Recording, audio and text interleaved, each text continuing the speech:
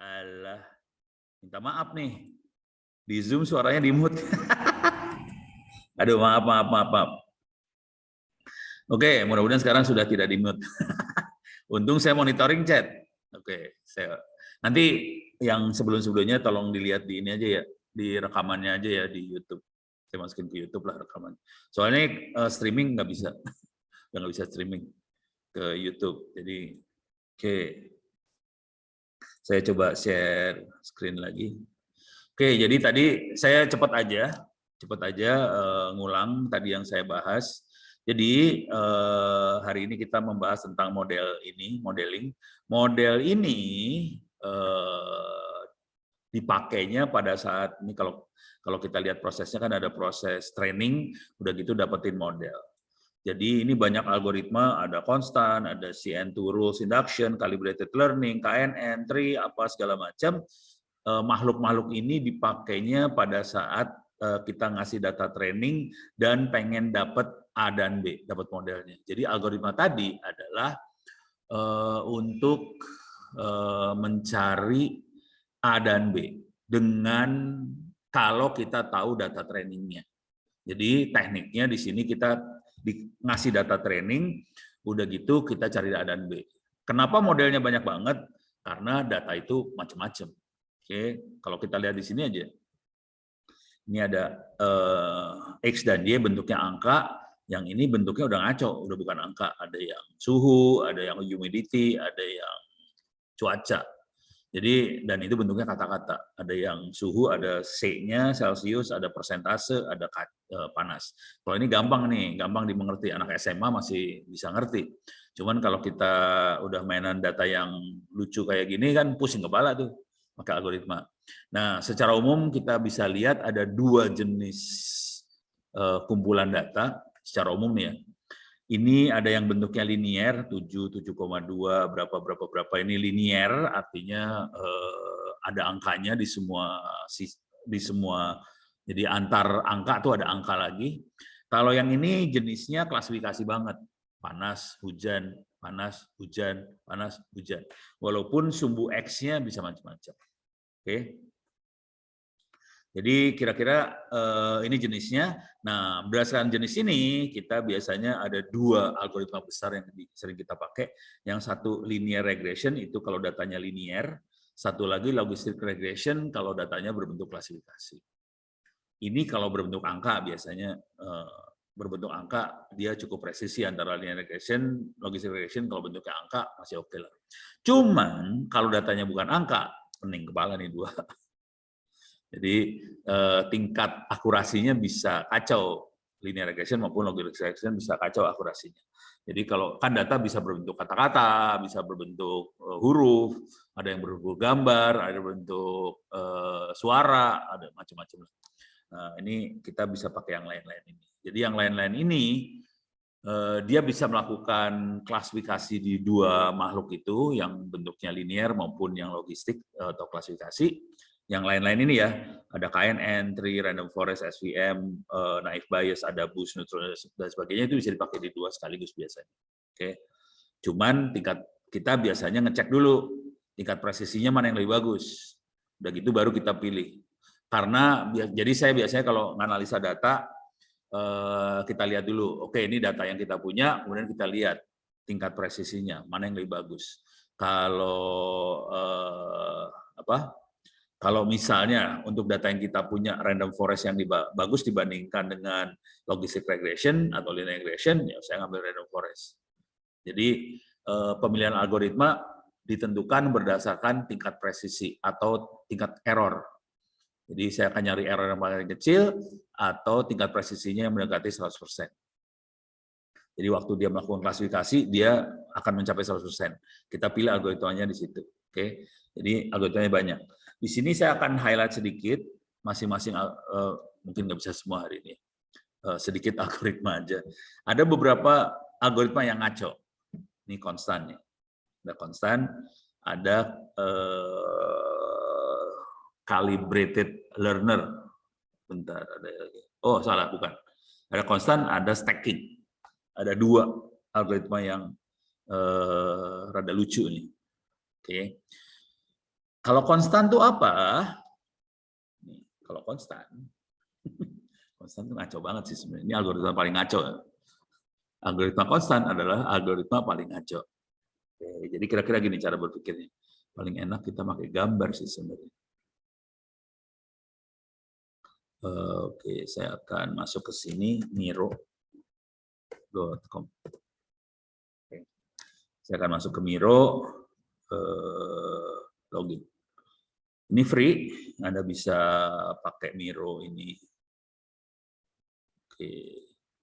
Anda bisa pakai Miro ini buat gambar, buat mind mapping, dan sebagainya. Saya akan coba pakai gambar. Oke.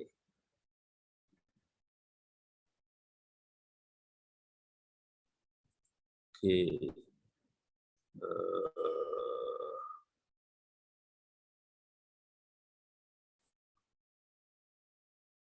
Shadeboard. Ini versi berbayarnya, fiturnya lebih enak sih sebenarnya. Versi bayar ya. Saya pakai versi yang gratis aja dah. Cuman buat gambar-gambar dikit mah itu versi gratis. Oke, saya pengennya gambar sih sebenarnya. Mana gambarnya? Buat gambar-gambar. Malah susah ya. Ini mau buat mind mapping banget ini mah. Bentar. Oke, pakai apa ya buat gambar ya? Saya install dia nggak di sini.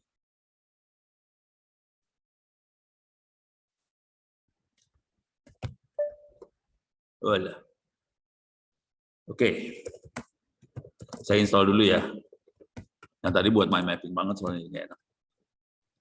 Saya akan install dia. Dia adalah aplikasi untuk gambar. Iyalah. Iyalah.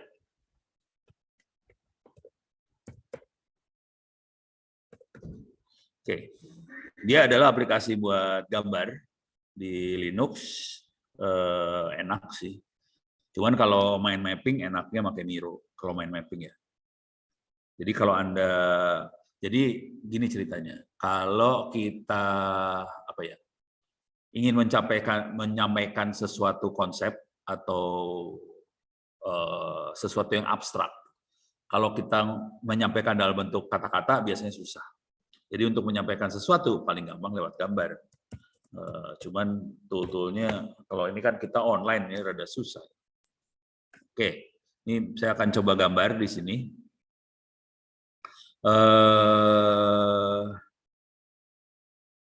Misalnya, ini saya bisa sih maksudnya bikin titik sih. Pakai drawing ya. Paling gampang drawing sebenarnya. Resel. Nggak bisa di-delete lagi.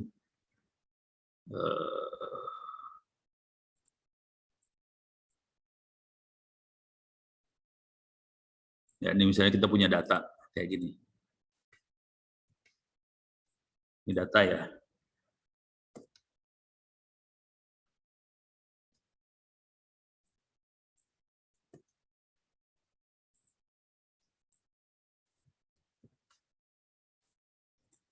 Kok nggak bisa di-copy sih? Edit, copy. Edit, paste. Oh, bisa. Saya punya data, beberapa data gitu ya. Edit, copy, paste.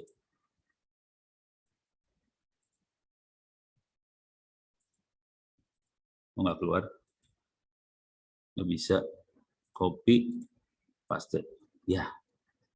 Nah, apa nih? Di sini lagi.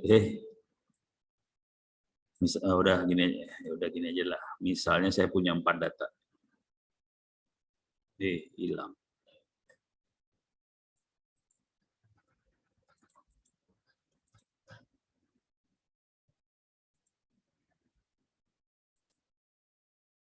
Oke, saya punya data kayak gini. Sekarang kita pengen dapetin model dari data ini. Model itu tadi pakai algoritma macam-macam ya, bisa linear regression, bisa pakai logistic regression, bisa pakai apa aja. Itu model, cari modelnya A dan B. Kalau yang namanya modelnya konstan, modelnya sebelum ini sih modelnya. Jadi kalau konstan, ini garis lurus sebenarnya modelnya, garis lurus kayak gini, konstan. Udah. Jadi berapapun nilainya, berapapun ininya, dia garis lurus. Bisa kayak gini, bisa vertikal ya. Ini konstan. Jadi dia akan berusaha nyari titik mana yang kayak sebenarnya konstan itu rata-rata sih sebenarnya, rata-rata nilai. Titik mana yang rata-rata yang merepresentasikan rata-rata nilai dari yang kita sebar ini tadi. Oke, itu konstan. Jadi konstan kayak gini. Jadi cuma garis lurus doang, ditarik-tarik ini, garis lurusnya tarik-tarik ini itu konstan. Beres ya. Jadi itu konstan. Kalau linear regression dia bisa gini nih. Nih.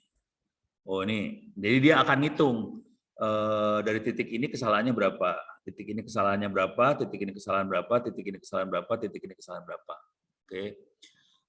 Coba terus kita cek lagi tingkat kemiringan garisnya saya rubah dikit. Kita hitung lagi kesalahannya berapa. Kita akan nyari garis yang tingkat kesalahannya paling minimal. Gitu. Jadi itu adalah linear regression, kira-kira gitu cara berpikirnya. Oke. Jadi ini ada garis, misalnya kayak gini. Di sini kecil sih kesalahannya. Cuman ini kan besar, ini kan besar, ini besar, ini kecil. Coba kalau kita geser ke sini, nanti kita bandingin antar tingkat kemiringan ya. Nah, gimana caranya dia nebak-nebak miringan? Asli dia nebak sih. Jadi dia ngitung dulu. Oke, tingkat kemiringan di sini, kalau segini errornya sekian. Kalau segini gimana? Tambah kecil enggak? Oh, berarti kalau tambah kecil kita geser ke arah sini. Ke arah sini. Tambah kecil enggak? Tambah kecil, geser lagi gitu. Ntar dia naik lagi errornya. Oh, berarti ada daerah sini kira-kira. Jadi gitu dia nebaknya. Jadi dia akan nebak seperti itu caranya. Dia geser. Tingkat kemiringan ini namanya gradient. Oke. Jadi kalau kita lihat, jadi harus ngerti bahasa Inggris sedikit sih. Jadi kalau kita lihat garis miring, nah itu ada gradiennya. Gradiennya adalah tingkat kemiringan ini. Itu gradien. Dan gradien ini kita tebak-tebak. Ini juga titik potong pada sumbu Y-nya misalnya, titik potongnya di sini nih. Nah, itu ditebak juga, titik potong mana yang bikin, jadi A dan B-nya itu ditebak-tebak untuk dapat tingkat A dan B yang menghasilkan error yang paling kecil. Itu linear regression. Jadi pola pikir semua algoritma itu kira-kira kayak gitu. Dia akan berusaha dapetin tingkat presisi yang paling bagus atau tingkat error yang paling kecil. Kira-kira kayak gitu. Tingkat presisi yang paling bagus adalah bahwa hampir semuanya 100% jadi kalau tingkat presisi yang benar itu kira-kira kayak gini nih. Nah, nih kalau ini presisi banget nih. Ini dapat garisnya benar kan? Ini presisi banget. Errornya juga hampir nol lah kayak gini. Tapi kalau kita ada kayak gini, ada kayak gini dikit. Sorry. Nah, mulai lo nyari lo garisnya yang mana yang benar. Jadi harus dicari tuh. Kira-kira kayak gitu. Kalau logistic regression dia cuman jadi dia punya beberapa ini nih.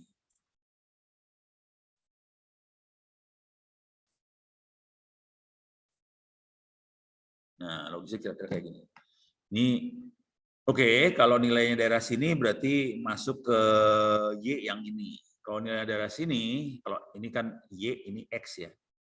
Kalau Y-nya ada di X-nya ada di daerah sini, dia dapat Y yang ini. Kalau X-nya dapat sini, Y-nya yang ini. Misalnya suhu. Jadi ini misalnya cuacanya cerah, ini cuacanya hujan. Kira-kira kayak gitu. Nah, kalau logistik agak susah. Visualisasi kayak gininya agak susah. Lebih gampang dia pakai kotak-kotak gitu. Oke, beres ya. Oke, jadi udah kebayang. Nah, tadi kalau kita lihat mana sih? Ini. Jadi udah kebayang yang namanya konstan, logistic regression sama linear regression. Nah, di sini ada stacking. Saya ngasih lihat yang aneh-aneh dulu ya. Yang lain itu variasi lah kira-kira. Yang stacking kira-kira kayak gini.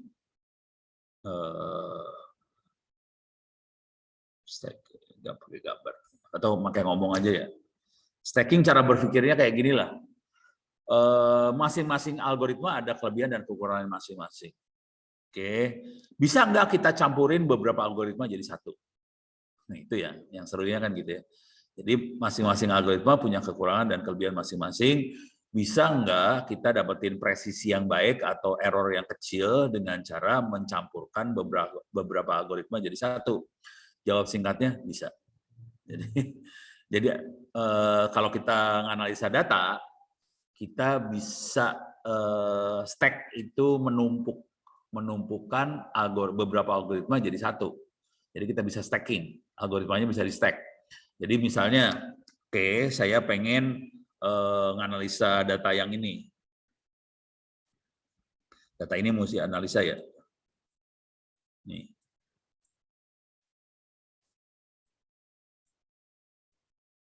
Kayak ginilah datanya.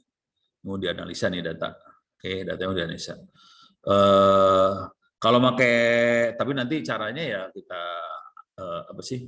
Kita ini aja, kita tes aja algoritmanya mana yang bikin memberikan error paling kecil. Jadi caranya kita tahu ini datanya kita bisa pakai linear regression. Kalau linear regression kita dicampur sama random forest misalnya, hasilnya kayak gimana? Apakah error ini random forest misalnya? Apakah hasilnya tambah kecil atau tambah besar? Kira-kira kayak gitu. Apa errornya tambah kecil atau tambah besar? Kalau errornya tambah kecil, ya udah kita ambil algoritmanya kayak gitu. Terus ya. Jadi itu stacking. Stacking buat nyampurin. Dua makhluk ini jarang dipakai. Jarang dipakai. Tapi stacking mungkin akan bermanfaat. Kalau konstan ini cuma buat dapat perkiraan kasar aja. Kira-kira angkanya seperti apa sih? Kita bisa pakai konstan. Kalau stacking itu kira-kira pakai ini. Nah ini kalau ini ada tadi kan waktu kita main linear regression saya nyebut istilah gradien. Nah di sini ada gradien nih, ada gradien. Jadi kalau dibaca ini ada stochastic gradient descent. Descent harus ngerti-ngerti kayak gini. Ini gradien tuh tingkat kemiringan ya. Ini tingkat kemiringan ini. Ini semakin kecil kemiringannya, jadi misalnya gradiennya gede nih, ini gede banget gradiennya, terus maka kita lagi turunin gradiennya. Ini namanya gradient descent. Oke. Pada saat kita nurunin gradiennya kayak gini, ini gradient descent tuh kayak gini maksudnya. Jadi gradiennya diturunin kayak gini dari garis lurusnya. Nah, stokastik itu apa? Stokastik itu random, tek tek tek tek tek tek tek. Jadi dia akan nyoba-nyoba secara random angkanya. Gitu. Jadi dengan ngelihat istilah yang dipakai, kita bisa nebak kira-kira, oke, ini algoritmanya cara berpikirnya kira-kira seperti apa. Gitu ya. Jadi stochastic gradient descent adalah algoritma untuk kayak linear regression untuk persamaan linier yang gradiennya akan diturunkan, cuman penurunannya itu random, stokastik. Itu, oke. Sekedar catatan aja, nanti kalau kita mainan algoritma ini ada parameternya dalamnya, dan salah satu yang seru adalah bagaimana cara ngerubah parameter itu supaya kita dapat tingkat presisi yang baik atau kita dapat error yang kecil. Kita bisa rubah parameternya, cuman kita rubah-rubahnya besok aja kali ya. Hari ini kita akan ngelihat algoritmanya secara umum aja. Nah, kalau mau kita lihat lebih detail dari algoritma ini, jujur pusing kepala. Kalau mau lihat detailnya saya juga pusing. Paling enak itu googling sebenarnya. Nih, aduh susah banget sih. Nih, misalnya random forest, oke, apa ya enaknya? Random forest konsep. regression. Kalau ini bentuknya kata-kata, agak susah dicerna sih sebenarnya kalau kata-kata. Kalau udah melihat kayak, jadi saya nambahin kata-kata konsep regression ya. Jadi kalau kita lihat di sini, kalimat yang dipakai adalah random forest doang. Nanti kita harus tambahin konsep regressionnya seperti apa, konsepnya seperti apa. Nah, supaya gampang, saya biasanya kalau udah kayak gini, saya biasanya lihat gambar. Oke, kita lihat gambar, mudah-mudahan bisa agak mudah buat mengerti. Nah, ini nih kayaknya.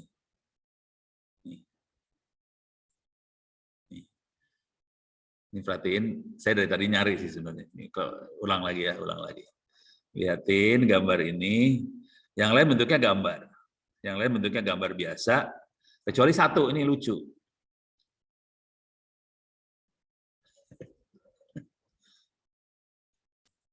Ini gambar pakai, apa sih namanya? Gambar pakai kata-kata. Oke. Jadi, di sini kita bisa ngelihat prosesnya. Dia kasih angka 1, 2, 3. Jadi ada 3 cara yang dia pakai. Jadi dia bilang, pertama kali prosesnya adalah, oh ini bentuk ininya ya, gambar benernya. Oke.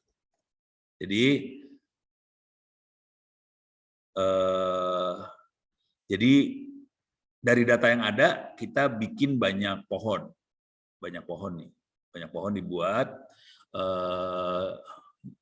using random subset of feature. Jadi dia ngambil fitur-fitur dari data itu secara random. Oke, udah gitu setiap tree, ini masing-masing ini bentuknya tree, pohon keputusan. Setiap tree vote by predicting target class. Oke, jadi dia akan voting ke kelas yang ditargetkan ini. Oke, voting ini dikumpulkan untuk jadi apa sih namanya? Final decision, final prediction, prediksi terakhirnya seperti apa. Jadi caranya dia akan bikin tree ini, kemudian dia voting, dapat oke, kelas kayaknya kelasnya adalah ini. Jadi kita bikin banyak tree nih, banyak tree secara random. Kemudian, jadi tree-nya banyak secara random. Kemudian masing-masing voting, oke, ini kayaknya kelas ini. Yang ini kayaknya kelas ini kayaknya kelas ini. Kelihatan dia yang ini kelas X, kelas Y, kelas X. Jadi ada tree-nya banyak banget, karena dia bentuknya random, tree-nya banyak. Udah gitu dia bilang ini kayaknya kelasnya X, ini kelasnya Y, ini kelasnya X. Kelihatan ada 2 tree yang voting untuk kelas X, 1 kelas Y. Nah dia ambil kayaknya kelas yang benar adalah X karena lihat mayoritas. Gitu. Jadi kira-kira kayak gitu tuh cara berpikirnya. Oke, jadi dia tree-nya dari data yang ada kita bikinin tree random banyak tree-nya, kemudian kita minta dia voting, terus votingnya diambil mayoritas dan kita dapetin kelas.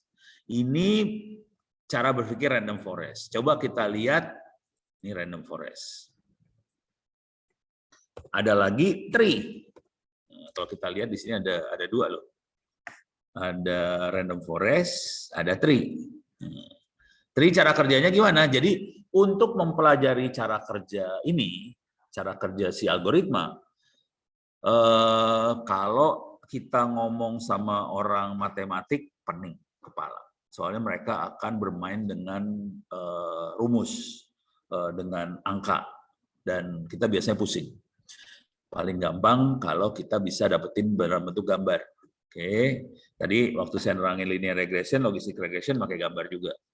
Nah, sekarang random forest sudah kelihatan gambarnya, kita coba yang pakai tree. Oke.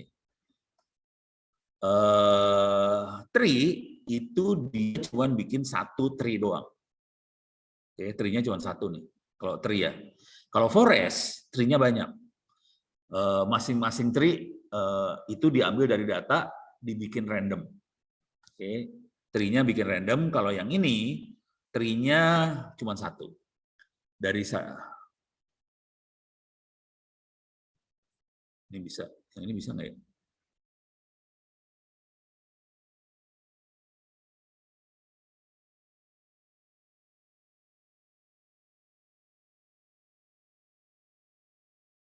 Oke.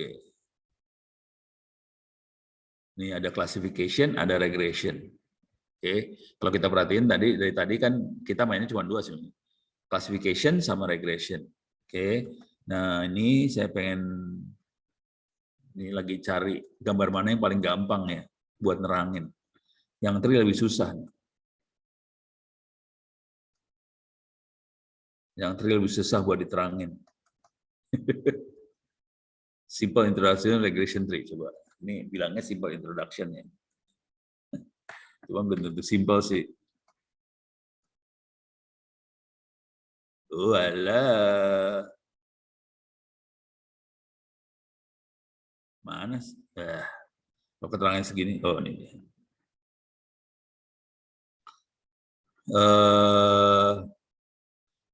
Oh alah, ini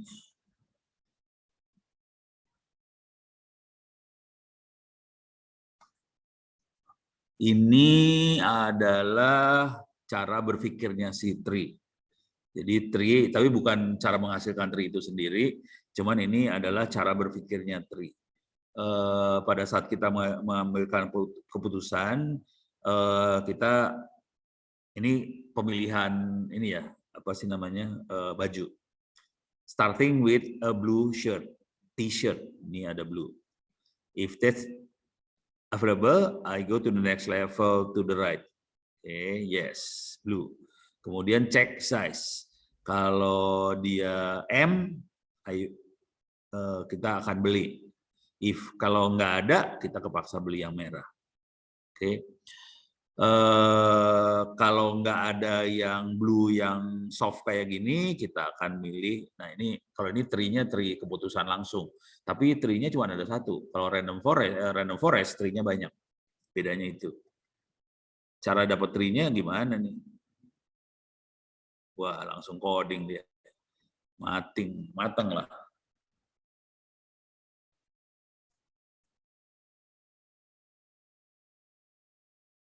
Ini coding. Susah. Nggak. Susah. Tree lebih susah buat diterangin rupanya. Jadi tree ini lebih susah. Random forest lebih gampang buat diterangin. Tapi pada dasarnya dari data yang sama dia akan bikin banyak tree. Cuman tree-nya masing-masing random datanya. Tree-nya dibikin random.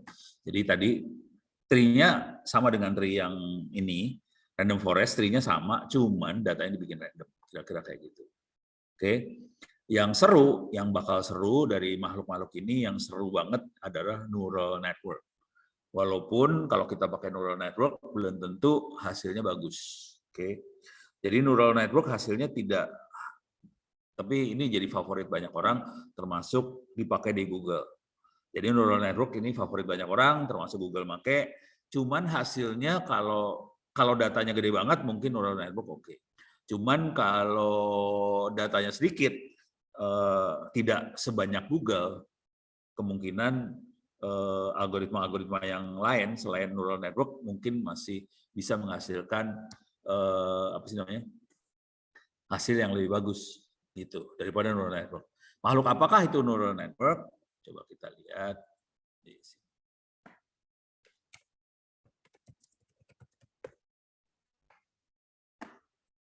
Ini bentuknya kayak gini, horor banget. Nih bentuknya kayak gini gambar algoritmanya ya. Neural network horor banget. Neural network ngeri. Gambarnya kayak gini. Dan kalau orang lagi ngomong neural network, mereka akan bilang kayak gini ngomongnya. Neural network adalah algoritma yang dibuat seperti cara kerja otak kita bekerja. Jadi kira-kira kayak gitu. Makanya kita sering bilang artificial intelligence, itu segala macam karena kita pakai algoritma-algoritma yang dibuat seperti cara otak kita bekerja, kira-kira gitu. Nah, sekarang kalau udah ngelihat gambar-gambar seperti ini, apa hubungannya gambar ini gambar yang ribet-ribet kayak gini, sama ini, gimana? Nah ini makhluk ini. Jadi algoritma yang dipakai semuanya AX plus B sama dengan Y. Mau linear regression, apa segala macam, semuanya sebenarnya memecahkan persamaan AX plus B sama dengan Y. Nah, tapi neural network kan kelihatan algoritmanya ribet banget ya. Algoritmanya ribet banget. Bisa nggak kita lihat? Ini makhluk ini kita lihat. Pasti AX plus B sama dengan Y. Nah, untuk melihat seperti itu, paling gampang kita bikin gini aja. Naikin ke atas, neural network. Nah, ini dia. AX plus B sama dengan Y. Supaya langsung kelihatan. Ini dia. Ini sebuah neural itu ini kalau kita lihat nggak kelihatan ya. Y-nya mana? X-nya kelihatannya ada X. Ini ada X, ini ada X. Berarti ini ada X0, X1, X2. Oke. Ada X0, X1, X2 dikali W0, W1, W2. W0, W1, W2 itu apa? W0, W1, W2 adalah A ini. Oke. Jadi ada ini neuronnya. Ada ini neuronnya. Neuron ini akan mengalihkan input X dengan satu konstanta di neuron itu. W0, W1, W2. Di sini ada neuronnya banyak ya. Neuronnya banyak. Ini ada neuronnya, neuron. Oke. Nah, ini dikali W, kemudian dijumlahkan, ini semua dijumlah, ditambah satu konstanta B, keluarlah outputnya. Output akson. Jadi outputnya ini sama dengan Y. Jadi bahasa matematik yang F fungsi dari jumlah Wx plus B itu, F ini adalah Y-nya. Jadi ini adalah Y itu F, kemudian Wx plus B-nya itu adalah yang ini, makhluk itu. Beres ya? Jadi ini nanti bentuknya neuron. Nah, coba kita lihat dalam bentuk yang lebih serunya lagi. Nih. Jadi ini ada input, ini X-nya, ini inputnya, dikalikan W, ini hidden ini W-nya. Terus W-nya keluar, ada output. Oke. Nah, output ini kelihatan outputnya bisa lebih dari satu ya. Kalau kita persamaan kayak gini, outputnya cuma satu kelihatannya. Ini outputnya bisa banyak. Oke, jadi akibatnya apa? Persamaannya jadi bisa sekompleks ini. Inputnya banyak, outputnya banyak, ada pengali W-nya. Oke, ini input, hidden itu pengalinya ya. Ada kali plus B-nya masuk ke output. Oke. Nah, di sini nanti dia melakukan klasifikasi dari input masukin ke neuron ini, kira-kira termasuk golongan klasifikasinya apa? Dog atau cat. Ini kelihatan hasilnya dia dog. Ini klasifikasi nih. Jadi input ini kategorinya apa? Input ini kategorinya apa? Nanti dia bisa klasifikasi. Nah, yang WW ini boleh nggak lebih dari satu? Boleh. Jadi kalau mau W-nya banyak, bisa kayak gini bentuk gambarnya. Nih W-nya banyak nih. Ini W, ini output. Nih kalau dilihat ini W, ini output. Ini W, ini output. Oke, jadi ini ada X dikali sama dijumlahin, kemudian ini outputnya. Jadi di neural network persamaannya bisa lebih ribet daripada ini sih sebenarnya persamaannya. Jadi bisa ribet kayak gini, plus A1X plus A2X. Jadi persamaannya ribet banget. Dan X-nya bukan satu angka, X-nya bisa banyak. X-nya bisa ribuan. Jadi kalau misalnya X itu adalah sensor mata kita atau kamera, X-nya kan berapa piksel kali berapa piksel. Jadi X-nya bisa berupa piksel.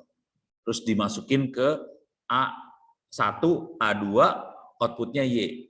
Y-nya itu nanti hasil klasifikasinya. Misalnya, oh yang saya lihat meja, kursi, apa, segala macam. Jadi ini outputnya Y itu yang hasil klasifikasinya dia. Jadi ini adalah neural network itu kira-kira kayak gitu. Oke. Kalau kita mau coding beneran neural network bisa nggak? Bisa. Kita coding pakai apa? Pakai TensorFlow. Cuman saya agak tidak berani ngasih ilmu-ilmu itu di kuliah ini karena untuk sampai level itu Anda harus kuat coding Python. Jadi kalau emang pengen sampai level itu, sarannya coba belajar Python. Oke. Jadi nanti ya ada di sini sih, jangan khawatir. Ini ada di sini sih sebenarnya. Ini Orange Network, R. Nah, sini mulai masuk Python. Ini Python. Silakan belajar Python di sini. Jadi kuliahnya ada, tapi nggak ada. Saya tidak bikinin ininya ya, bikin quiz segala macam nggak ada di Python-nya. Soalnya saya nggak berani ngasihnya, takut pada nggak kuat. Ini ada Python yang advance, ada di sini ada. Kemudian di sini ada juga cara scraping web dan sebagainya. Ini bagaimana kita nyuri data, ngambil data dari web, diterangkan di Python. Di Orange saya kurang nerangin teknik nyuri data dari web. Tapi kalau mau belajar, ada di Python, dan kita biasanya salah satu yang terbaik buat ngambil data dari web adalah Beautiful Soup ini. Ini termasuk yang terbaik. Oke. Nah, setelah ngerti Python, kemudian kita coba pakai TensorFlow ini. Jadi TensorFlow ini machine learning neural network sih. Oke. TensorFlow lumayan ribet, kalau mau lebih gampang hidupnya pakai aja keras. Di belakangnya keras tuh TensorFlow, cuman gampang, lebih gampang daripada kita pakai TensorFlow secara langsung. Jadi keras, jadi satu perintah keras bisa beberapa perintah TensorFlow, beberapa perintah satu perintah TensorFlow ada beberapa subroutine Python kira-kira gitu. Jadi makin ke sini makin lebih gampang codingnya. Jadi ada Python banyak banget, ada untuk mainan machine learning, untuk neural network bisa pakai TensorFlow. Kalau nggak mau pusing soal TensorFlow, kita bisa pakai keras. Nih, silahkan dibaca-baca. Cuman saya nggak berani ngasih ilmunya nih, takutnya Anda pada tewas. Oke, cuman ngasih tahu bahwa sebetulnya ilmunya ada di kuliah, saya taruh semua materinya. Cuman kalau dikasih beneran mungkin tewas. Kalau ada waktu saya akan coba bahas, cuman tidak akan ada di ujian. Jadi nggak ada di ujian, bisa dibahas. Dan di dunia nyata, kalau kita keluar, pergi kerja dan sebagainya, misalnya kita kerja di Bukalapak, Tokopedia dan sebagainya, mereka akan banyak pakai machine learning, pakai dari analisa big data dan sebagainya, dan mereka betul-betul pakai yang ini, pakai Python keras, TensorFlow dan sebagainya. Jadi dipakai beneran, cuman untuk sampai level ini Anda harus kuat dulu kemampuan programmingnya. Kalau terutama Python-nya. Kalau nggak kuat masuk ke sini pingsan urusannya. Saya sendiri belum berani ngasih ilmu yang ininya, soalnya berat.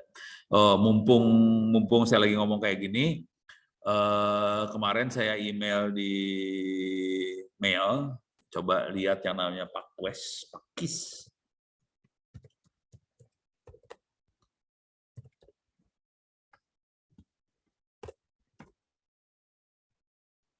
ID. Oke, kemarin saya email di ini. Nah, Pakis ini nyebutnya Pakis, nulisnya Pakwes, tapi nyebutnya Pakis. Ini yang bikin orang Indonesia, jangan khawatir, tapi semuanya bahasa Inggris ya, karena mereka perusahaan internasional sih sebenarnya. Jadi ada beberapa perusahaan Indonesia yang kiprahnya keren banget. Ini salah satunya adalah ini Pakis. Kiprahnya keren banget. Sarannya dan saya posting di email, Pakis ini ingin bekerja sama ITTS. Aplikasi yang dia bikin cukup gampang dipakainya. Jadi kira-kira cara berpikirnya kayak Orange Data Mining lah.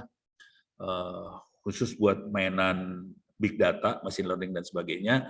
Dan mereka pengen ngasih kesempatan mahasiswa ITTS buat kerja praktek di perusahaan dia. Oke, kalau Anda tertarik bisa kerja praktek, dan kalau bisa kerja praktek, kalau dan Anda orangnya bagus, kualitasnya baik, bukan mustahil mereka akan narik Anda ini jadi pegawai di Pakis. Mereka ini yang menganalisa data-datanya, trafficnya yang ada di Telkomsel, contohnya. Jadi ini bukan perusahaan sembarangan banget, ini perusahaan oke banget. Oke, jadi ini perusahaan oke banget. Coba produknya, ini ada data interface, studio, media intelligence, through AI, dashboard, cloud connect, ini bisa dilihat sih. Dan bahasa pemrograman yang dia pakai, bahasanya pemakai grafik. Jadi gampang banget bahasa pemrogramannya. Saya pengennya ini jadi kayak semacam ini ya, kayak apa ya, kayak lab di ITTS sih, pengennya kayak gitu. Saya lagi pengen ngomong sama Bu Tuti supaya bisa belajar di Pakis. Oke, ini kira-kira makhluknya. Mudah-mudahan ada yang dari ITTS yang berminat buat kerja praktek, soalnya mereka cari orang beneran. Oke. Cuma ditawarin kayak gini pada mengkeret semua nih, pada aduh gimana sih. Oke, sekarang saya balik lagi ke sini. Ini udah beres ya, kira-kira udah kebayang. Ini contoh buat pengenalan ini ya. Ini adalah contoh machine learning, bukan machine learning, neural network yang dipakai buat mengenali huruf, huruf lagi, angka nih. Jadi input yang dipakai 28 kali 28 kali 1. Oke, 28 1 soalnya hitam putih doang sih. Nah, kemudian kita pakai banyak neuron kayak gini. Oke. Kemudian dia akhirnya outputnya dari input ini dia bisa klasifikasi. Ini kayaknya 2 deh. Ini kayaknya 9 deh. Ini kayaknya 1 deh. Ini kayak 0 deh. Jadi ini keluar outputnya berbentuk klasifikasi. Yang ini output inputnya gambar hasil scanan. Teknik ini yang dipakai sama ini apa sih namanya parkir. Kalau di parkiran kan kita bisa langsung si komputernya tahu, oh ini mobil yang mau bayar nomornya sekian. Kalau Anda perhatikan di parkiran-parkiran elektronik, itu ada kamera depannya. Kameranya arahnya bukan ke supir, arahnya ke nomor mobil. Nah, nomornya supaya sampai keluar, ini nomor mobilnya B berapa, apa berapa, nah ini makanya machine learning seperti ini, makanya neural network dalamnya, kira-kira kayak gitu. Oke, beres. Coba kita lihat aja ya, parkir elektronik.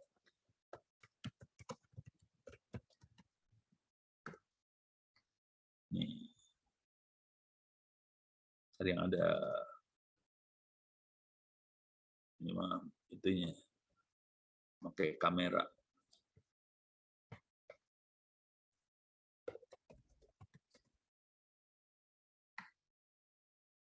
Jangan karcisnya, kalau karcis nggak menarik. Yang mesin learning-nya ada di kameranya. Lah, kenapa nggak keluar ya?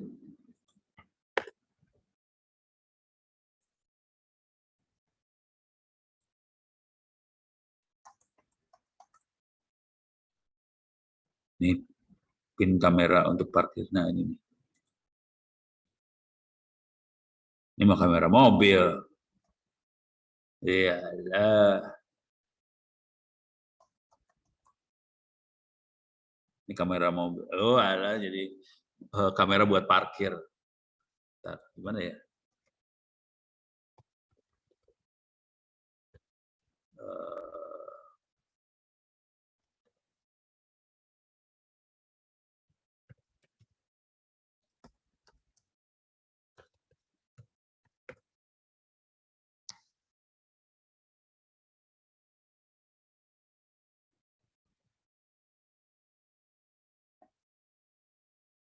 Oh, ini lebih ke arah tempat parkirnya mana yang kosong. Ini mudah-mudahan ada gambar kameranya. Mana kameranya? Ini mah buat ininya doang. Gambarnya kagak ada. Ah, susah carinya. Parkir elektronik pengenalan nomor mobil. Oh, panjang banget ya. Nih, langsung dapat kameranya.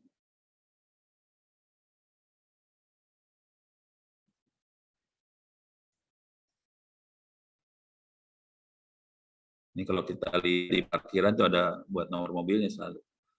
Yang paling kelihatan yang inilah yang paling atas nih. Mana tadi? Nih. Nih ya. Nah, ini dia. Nih, pengenalan nomor mobil. Jadi dari kamera ini dia langsung dapat nomor mobilnya berapa. Oke. Pengenalan plat nomor. Ini pakai kamera banget nih. Nah, jadi dari gambar ini supaya jadi angka itu dia makainya neural network yang tadi.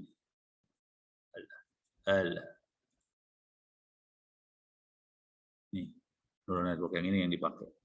Jadi teknik neural network yang ini dipakai untuk pengenalan yang mana tadi? Yang iya, yang inilah. Nih. Oke, kamera ini ambil dan teknik yang sama dipakai ini tadi buat nomor ini ya.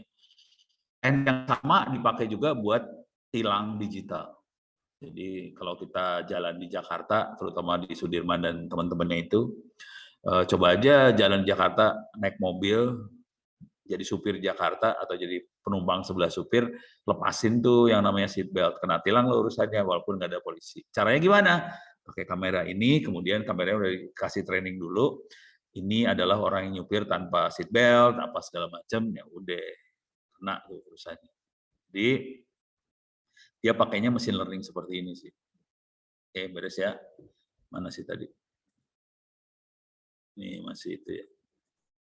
Nah, jadi pakai ini. Jadi bisa macam-macam, bisa tilang digital, bisa pengenalan angka, bisa juga mengenali wajah. Wajah. Jadi misalnya kita bisa kenal dari foto, ini kira-kira foto siapa sih? Nah, ini caranya juga sama.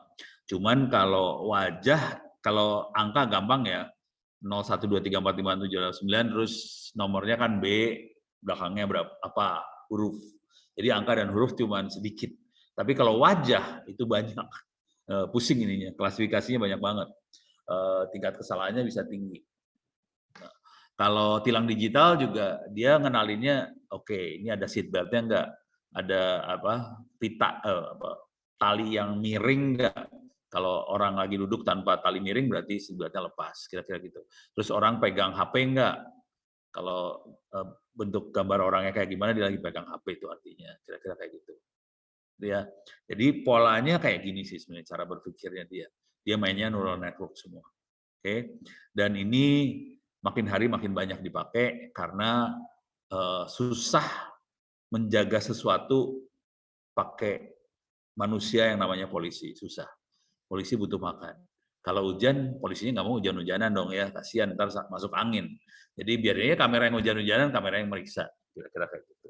Jadi akhirnya banyak hal pakai machine learning seperti ini. Bentuknya kira-kira kayak gitu. Terus ya?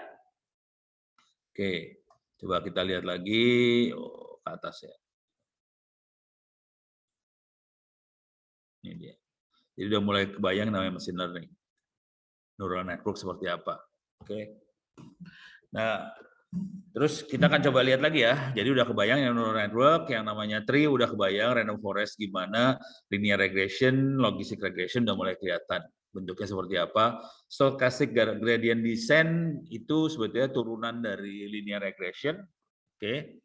Stochastic descent jadi cara berpikirnya sama dengan linear regression. Coba kita lihat naive bias. Naive bias itu sering dipakai juga. Naive bias. Naive bias konsep. Oke. Wah, keluarnya matematik semua nih, kacau. Wah, ini susah ini. Matematik banget. Naif bias. Ini di YouTube dia. Bisa dilihat sih.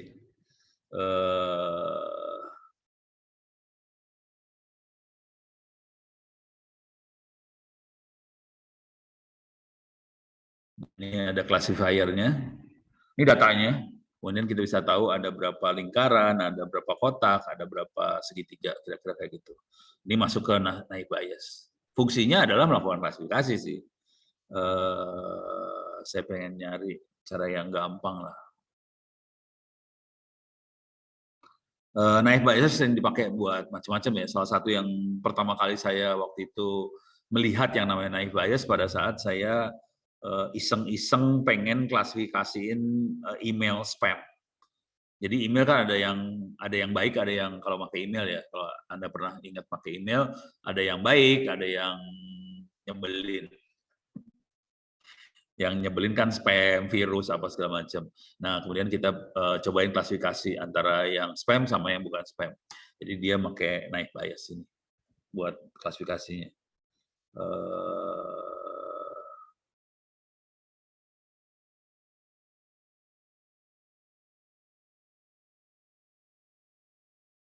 Jadi dia makainya probabilitas sih sebenarnya. Ini nih. Posterior probability yang masuk, kemudian kemungkinan itu terjadi, likelihood dikalikan probability sebelumnya, dibagi prediktornya, akhirnya dapat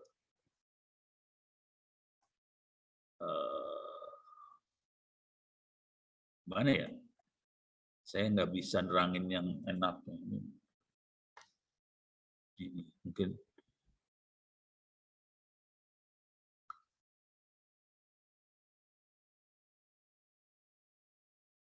ini ekspektasi, estimate, realitinya kayak di sini. Ini kayaknya yang bagus ini. Ini prediction error ya. Ini kayaknya yang paling bagus.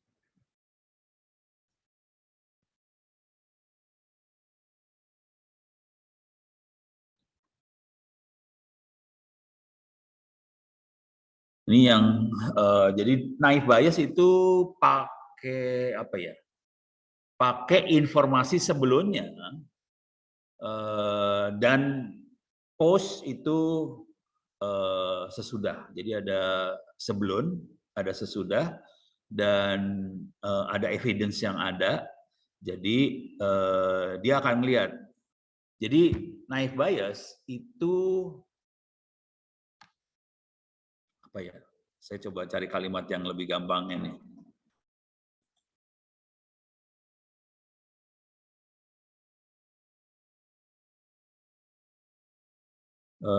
Likelihood, oke.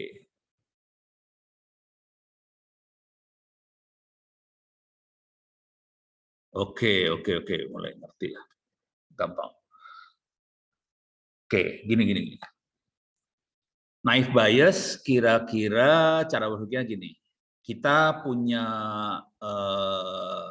pengetahuan atau kita punya ilmu yang kita punya sebelumnya. Ini adalah ilmu yang sebelumnya nih. Ini ilmu yang sebelumnya. Oke. Kemudian ada data-data yang masuk ini. Data yang masuk. Padahal ilmu yang sebelumnya seperti ini nih. Ada data yang masuk seperti ini. Dari dua itu dikawinkan, kita akan punya ilmu baru, namanya, kalau di sini tulisnya posterior belief. Oke, jadi hal yang baru yang mungkin bisa dipercaya, karena ternyata evidence-nya, datanya seperti ini, makanya hal yang barunya kayaknya yang ini yang lebih benar. Yang lamanya kayaknya yang benar yang ini dari data-data yang ini. Jadi naif bias dia akan mengawinkan antara ilmu atau pengetahuan yang kita punya sebelumnya dengan evidence yang ada sekarang dan kita dapetin data baru. Bukan data baru maksudnya. Kesimpulan baru. Posterior belief itu kesimpulan yang baru. Jadi cara berpikirnya naif bias kira-kira gitu. Kesimpulan lama digabungkan dengan evidence, kita dapetin kesimpulan barunya. Tuh, kira-kira. Coba bener nggak? Jadi, posterior itu estimate. Posterior adalah estimate yang barunya ya. Jadi, ini prior, sebelum data yang kita punya, sebelum kita masukin ke algoritma naif bias itu, kita punya data sebelumnya, kemudian kita punya data hasil pengukurannya, realitinya, yang spreadnya seperti ini, dua ini digabungkan, kita bisa dapat estimate yang barunya. Kira-kira gitu cara berpikirnya. Jadi prior, likelihood, posterior, atau estimate yang sekarang. Jadi selalu kayak gitu. Nah, kalau ini kelihatan, kalau ini dibikin jauh jaraknya. Ini kelihatan dibikin jauh jaraknya. Oke. Nah, ini kalau jaraknya dekat nih. Oke. Yang merah prior, yang hitam adalah datanya, likelihood, data yang ada, dan akhirnya estimasinya adalah yang hijau. Kira-kira gitu. Ini kalau ini udah dekat semua jadi satu. Ini makin ini aja makin presisi. Jadi naif bias itu membuat si algoritma makin hari makin presisi. Itu kalau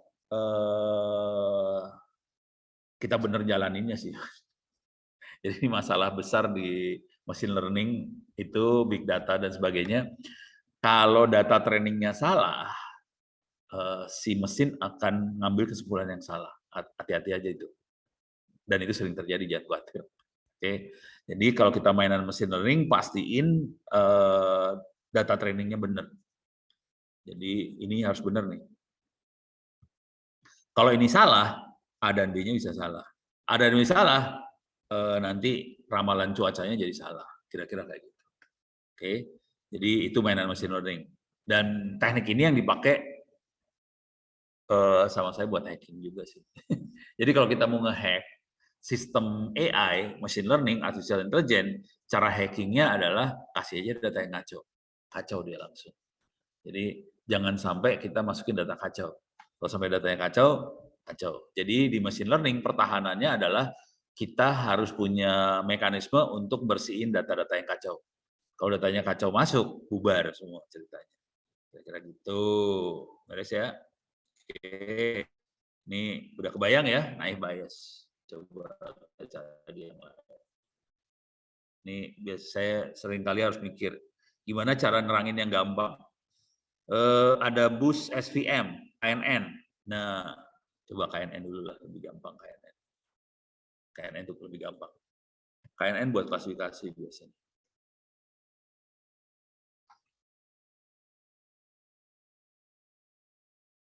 Nih, KNN buat klasifikasi ya.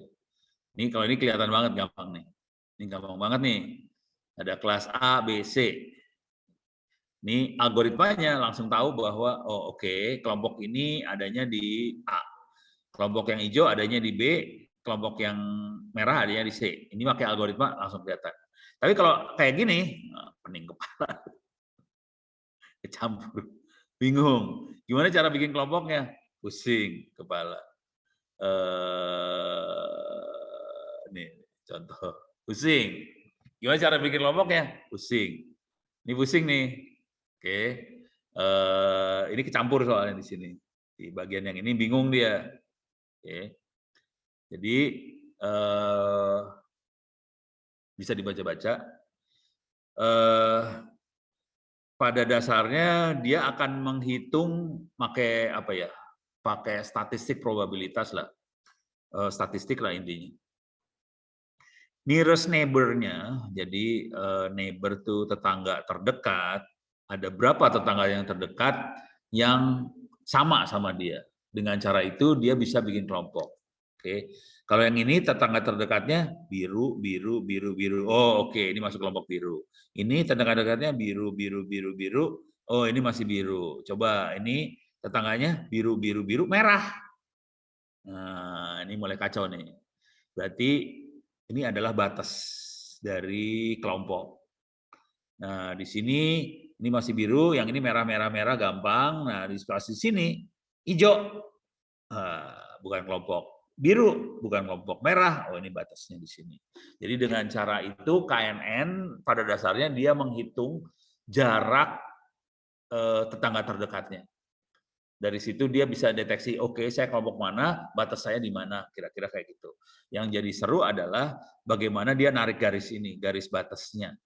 Garisnya kalau melengkung-melengkung kan puyeng, kalau garis batas itu melengkung itu pusing.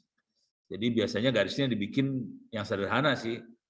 Nah, ini lagi ngukur neighbor-nya kayak gimana. Bisa lingkaran, ini gampang nih. Ini gampang kalau yang gampang.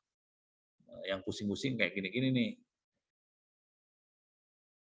Ini K-nya ada 3. Ini K-nya ada 6 kelihatan. Di titik ini dengan K sama dengan 6, 1, 2, 3, 4, 5, 6, ada 6 titik. Kita bisa lihat 2 masuk kelompok sedan, ini sedan sama SUV ya. 2 masuk sedan, 4 masuk SUV, kira-kira kayak gitu. Jadi dia akan ngitung K-nya ada berapa. Ini K-nya ada 3, ini K-nya ada 6. Oke. Kelihatan di sini agak bingung-bingung gitu deh. Jadi gitu caranya dia mengelompokkan. Dari neighbor-nya dia, titik itu ada di mana kira-kira. Nah ini kelihatan, ini gampang nih ya. K-nya 3, 3-3-nya masuk merah semua. Kalau kita bikin lingkarannya di sini ya K-nya 3 juga, tapi hijau. Jadi titik lingkarannya, kita ngetes titik lingkarannya. Dengan cara itu kita bisa tahu kira-kira, oh oke, kelompoknya kira-kira di mana. Oke, itu K nearest KNN. Dan ini dipakai banget untuk pengelompokan. Ya, beres ya. Itu KNN. Mana tadi KNN? KNN. SVM, seperti apakah SVM? SVM algorithm.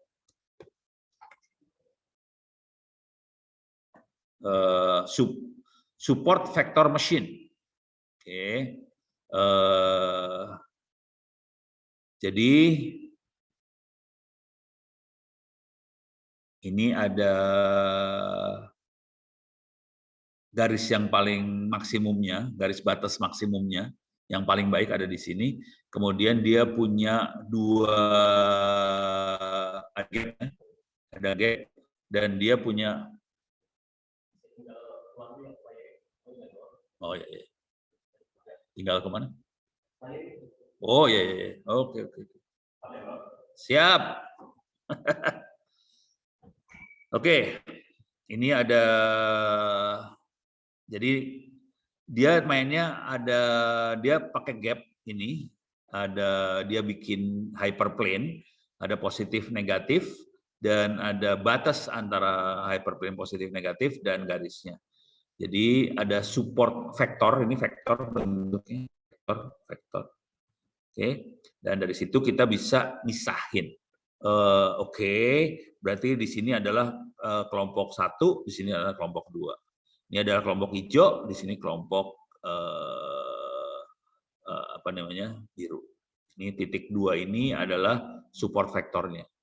Support vector machine. Jadi dia cari gapnya ini. Oke.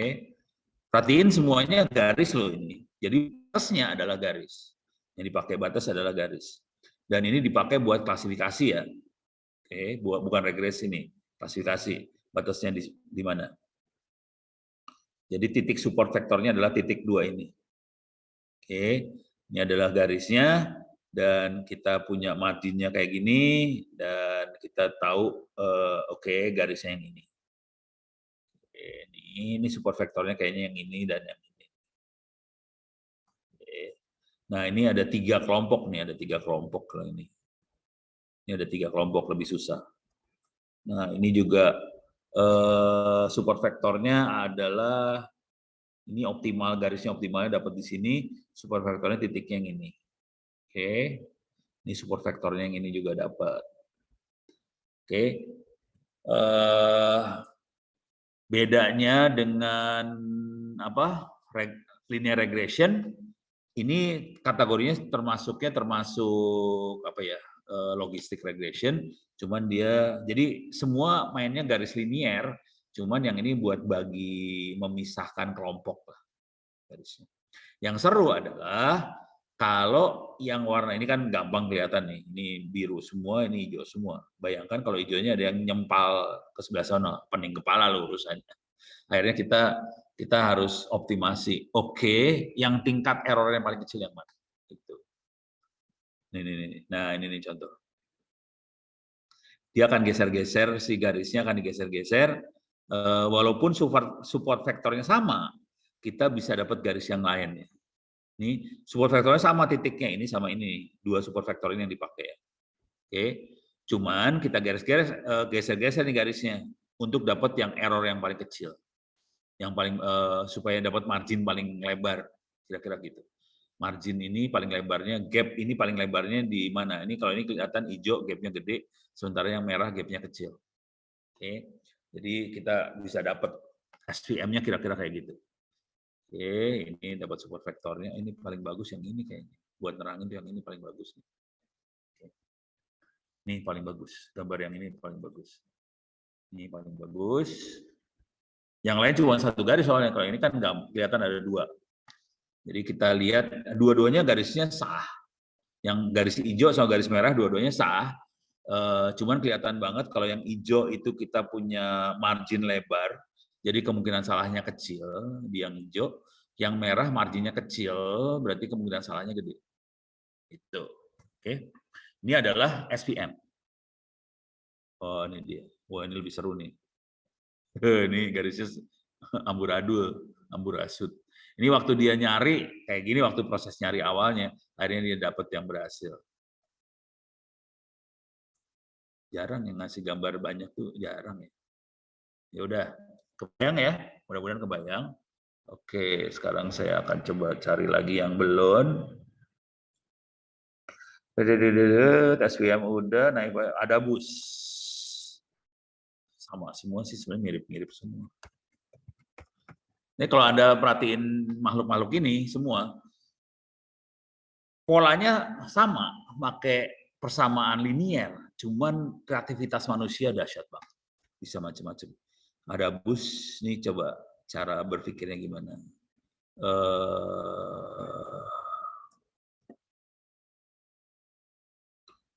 Dia nyari sih sebenarnya, nyari model yang paling bagus yang mana. Aduh, nggak ada yang lebih gampang gambarnya nih. Kayaknya yang paling gampang yang ini sih. Nih, paling gampang. Ini ada bus. Dia ini hasil klasifikasi pertama di sini, hasil klasifikasi kedua di sini, hasil klasifikasi ketiga di sini. Berarti ini 1, 2, 3. Ini kalau digabungkan jadi dapat 3 sekaligus. Jadi dia gabungin beberapa hasil klasifikasi jadi 1 sih sebenarnya. Nah, ini contohnya. Hasil klasifikasi pertama dia dapat batasnya di sini klasifikasinya, di sini klasifikasinya, di sini klasifikasinya. Digabungkan dia bisa dapat akhirnya. Oh, kayaknya klasifikasinya kayak gini. Jadi dia menggabungkan beberapa klasifikasi sih. Ada bus itu. Jadi kalau datanya semrawut banget, ada bus kayaknya oke. Oke, tapi dia biasanya lama prosesnya. Saya pakai berapa kali, lama, males. Akhirnya udahlah, pakai yang ada, tapi errornya lebih gede. Ada bus, errornya kemungkinan lebih kecil sih. Oke, ini kira-kira kayak gini cara berpikirnya ya. Jadi dia beberapa klasifikasi digabungkan. Oke, akhirnya bisa dapat. Ini ada bus. nulisnya ada bus. Oke, ini udah sebagian besar. Calibrated learning apa ya? Saya lupa. Ntar silakan dibaca-baca. Nggak usah lah, ini aja, cari di ini aja deh. Calibrated learning. Waduh. Alah. Oh, udah nyerah. Neranginnya nyerah banget yang ini. Saya jarang pakai juga sih. Ini nggak ngerti. Nyerah. Jangan khawatir. Algoritma banyak banget dan saya nggak hafal semuanya sih sebenarnya. Saya pakai yang sederhana-sederhana aja, yang penting masalah saya beres. Itu aja. Kira-kira gitu ya. Mana sih tadi? Ini.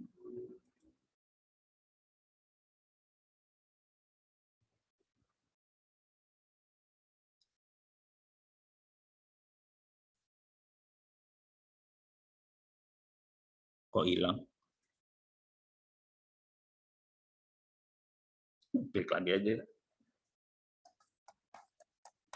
Oke, jadi yang CN2 mana tadi? CN2 coba kita lihat lagi. Ini ada CN rule induction. Jadi calibrated learning saya nyerah. Coba CN rule induction itu apa? CN rule induction.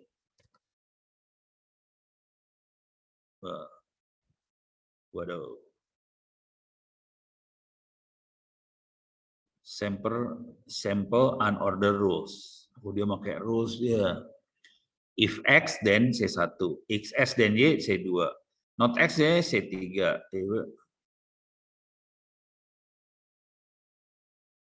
Wow, nih pening kepala lah, rule view. Ini pakai rule kayak gini sih, pakai aturan gini, pening lah. Nyerah juga. Ini CN2 rules, nyerah.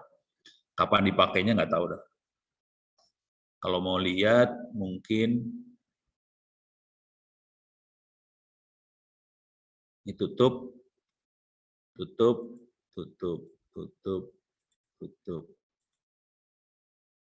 Coba kita lihat pemakaiannya aja ya. Oh, waktu tinggal 10 menit lagi.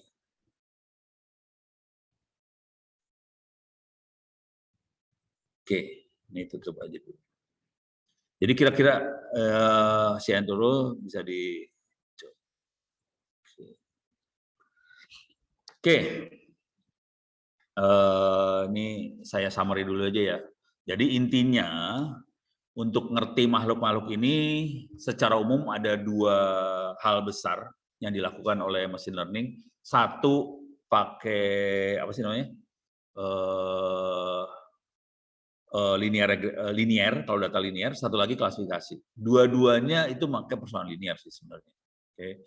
Cuman yang satu data diambil errornya, yang satu lagi garisnya dipakai untuk memisahkan dua kelompok, dua atau lebih kelompok gitu ya. Jadi kita cari garis untuk memisahkan kelompok, itu klasifikasi. Satu lagi adalah data linear. Jadi yang konvensional kita ada linear regression, ada logistic regression. Kira-kira itu. Dan kemudian dikembangkanlah algoritma-algoritma lain yang agak konvensional, ada CNN, tree, random forest, SVM, naive Bayes, ada BUS, ada neural network, ada stochastic gradient descent. Yang ajaib banget itu konstan sama stacking. Terus yang saya nggak ngerti ada CN2 rules, induction, sama calibrated learning. Oke, silakan Anda oprek-oprek makhluk ini. Mudah-mudahan bisa memberikan gambaran seperti apa ke depannya, apa kita pakai buat apa segala macam. Oke, ini waktunya udah kagok banget. Silakan diklik di sini. Biasanya saya ada contohnya sih sebenarnya. Coba diklik. CN2 rules yang saya nggak ngerti itu diklik. Biasanya ada contohnya. Nah, contohnya horor kayak gini ya. Ini contohnya kayak gini. Contohnya serem, pening, kepala. Ini nanti bisa dipakai nih. Ini ada file inputnya, dipakai inputnya apa nih? Oh ini ya. Oh ini CN2 rules kayak gini nih. Type bird, type mammals. Ini kayak gini-gini. Oke.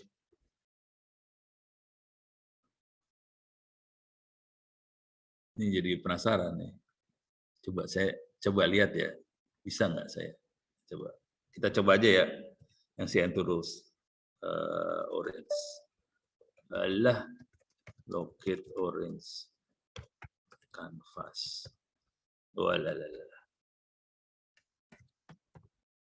Oke, CD, Anaconda, environment, bin, salah, orange 3, bin, orange canvas.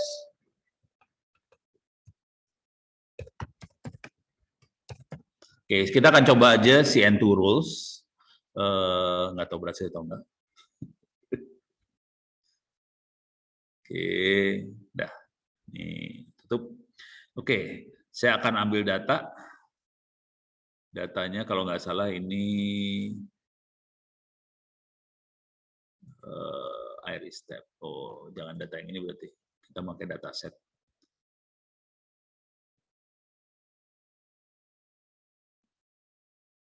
Housing, zoo. Ini zoo.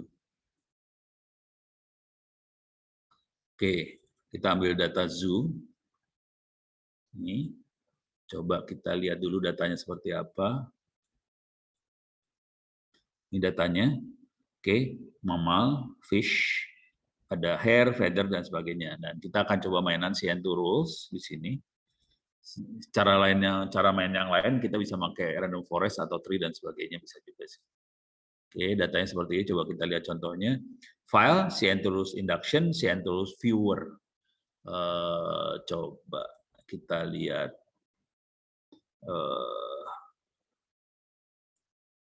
CN2 rules induction. Oke, coba sekarang view-nya, visualize-nya pakai CN2 rules viewer. Ini dia. Oke, hasilnya seperti ini dia. Jadi dia bisa mendeteksi kalau tidak ada feathers, if feathers tidak sama dengan no, kalau dia punya feathers itu apa ya? Feathers itu bulu. Kalau feathers tidak no, maka kemungkinan besar kelas bukan maka kelasnya adalah bird. Kira-kira gitu. Kalau dia tidak menyusui, kalau menyusui tidak no, maka mamalia. Tidak punya rambut, insect. Kalau tidak airborne, no, insect.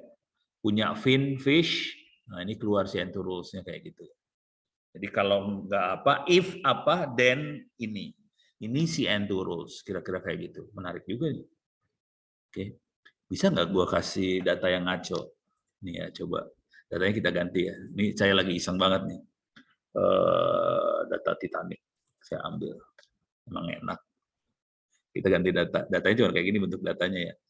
Hidup, penumpang kelas 1, umur, jenis kelamin. Masukin CN2 rules, kita lihat hasilnya. Wah, mateng loh. Iya. Kalau dia perempuan dan first class dan tidak adult, brandnya banyak banget ya. Maka survive dia. Jadi kalau mau survive harus perempuan dan kelas 1 dan anak-anak dia survive. Oh, seru banget ya. Oke. Jadi bisa dapat juga dia kayak gini. Padahal datanya data gombal banget. Jadi CN2 rules bentuknya kayak gini. Outputnya adalah if then. Oke. Tapi gimana caranya sih supaya dapat kayak gini? Algoritmanya seperti apa di dalamnya? Nggak tahu. Kita harus cari. Ini algoritma dalamnya seperti apa sih? Kok bisa keluar kayak gitu? Nah, itu yang jadi menarik. Oke, jadi silakan Anda coba-coba. Jadi tadi caranya ambil keywordnya, masukin Google, lihat cara kerjanya, dan di masing-masing ini saya biasanya udah ngelampirin contoh sih. Walaupun saya nggak terlalu tertarik sama si terus sebenarnya tadinya awalnya pas ngeliat-ngeliat kayaknya lucu juga. Oke, demikian. Coba ada pertanyaan nggak? Ini saya tutup dulu bentar. Ada pertanyaan? Kagak ada, aman? Nggak ada pertanyaan, aman? Ya udah. Kalau nggak ada pertanyaan, kita tutup aja. Mudah-mudahan bisa bermanfaat. Bila kita ibadah, assalamualaikum warahmatullahi wabarakatuh. Sampai ketemu minggu depan. Tolong ujiannya dikerjain ya.